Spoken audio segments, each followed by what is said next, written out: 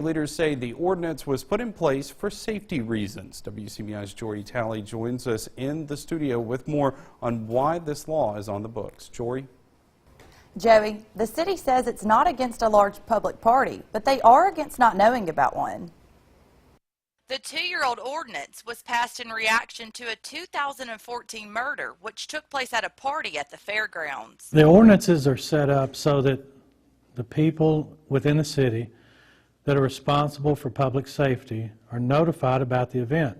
In particular, that means law enforcement with our police department and the fire department with our fire enforcement. But that's not what happened this weekend when an unsanctioned party at the fairgrounds turned violent. We got a 911 call that there were being shots fired, and then next thing we know that there's a person injured. So we weren't aware of that. Had we known about this event, we would have had adequate officers to come and respond to this incident, know what we had, knew that there was a large crowd of people there. We would have did several walkthroughs. The city isn't trying to restrict events, and getting the permit just takes a little time and $75. It asks for basic information about how many people are you expecting, who is the organizer of the event.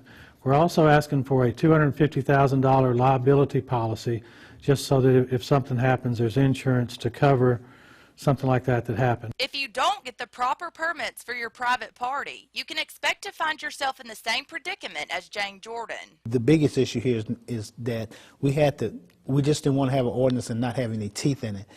There's some penalties because, again, we're not trying to stop people from celebrating and having a good time. We want people to be safe. We want people to have what they need to have, and if something does happen, unfortunately, we'll be able to respond and take care of it.